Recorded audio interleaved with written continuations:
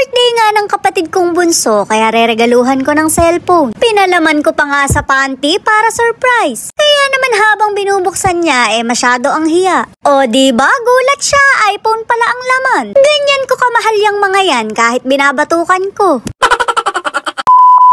Pagka-uwi ko nga galing bakasyon, bumili agad ako ng cellphone. Pinag-isipan ko talaga kung ipaghahanda ko ba o bibilan ko ng regalo. Hindi naman kasi siya tulad ng ibang kapatid ko na maraming barkada. Magsisikain at iinom lang, masasaya na. Medyo conservative kasi tong kapatid ko, kaya ibang-iba sa amin. Ang lagaybay magiinuman kami pero siya pa yung tagahugas namin. Syempre unfair naman yun sa kanya dahil hindi siya makakapag-enjoy. Pero maghuhugas pa rin siya ng plato dahil walang birthday dito.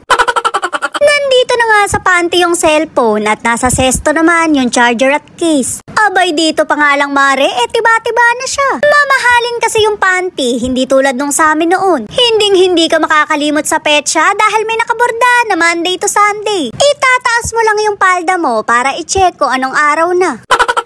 Bumili na rin ako ng ulam namin para sabay-sabay kaming kumain. Makakalimutan ko ba naman yung mga aso ni nanay? Syempre binilan ko rin sila at baka sila pa yung ipag-chicken joy. Yung nanay ko pa naman mas mahal pa yung mga aso kaysa sa mga anak niya. Pero naiintindihan ko naman dahil mas cute pa sila sa amin. Kita mo nga ring alaga niya bagong paligo pa.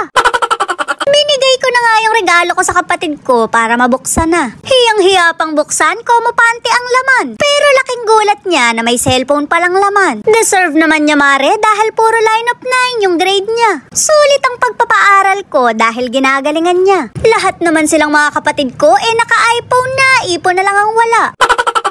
Pero siguradong magkakaroon din sila nun basta mag-aral muna. Di baling wag na nila akong tulungan paglaki nila basta makatapos lang sila. Para sa kanila naman yon dahil gusto kong mabago yung buhay nila. Yun ang nakikita kong tulong na panghabang buhay ang resulta. Hindi yung bigay lang ng bigay, matututo silang maging tamad. Abay maliit na problema lang, lalapit na agad kay ate o kay kuya. Hindi naman tayo habang buhay meron, kaya sila din ang kawawa. Nakakatuwa nga tong mga kapatid ko dahil wala silang inggitan. Wala silang pake kung sino una kong mabibigyan. Hindi ko naman kasi kayang sabay-sabay at 6 kami. Huwag na sanang madagdagan at baka sanggol pa lang humihingi na ng iPhone.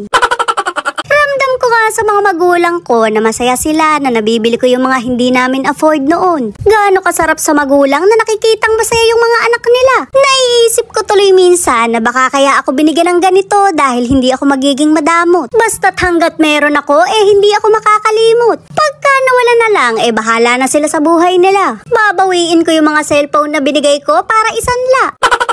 Hindi man ako yumaman, kontento na ako sa ganito. Nakakasama ko pa rin sila kahit paminsan-minsan. Medyo nawalan kasi ako ng oras dahil tumatagay ako kung san-san. May sweldo naman yun mare, kaya okay lang. Napupuntahan ko pa yung mga lugar na hindi ko pa napupuntahan. Kita mo nga mare, naka-Jollibee pa kami ngayon. Namadalang namin makain noon dahil pang 2 araw na sweldo to. Shoot mare, kumurap lang ako, taob na pala. Hindi nyo naman sinabi, paborito nyo pala yung chicken joy.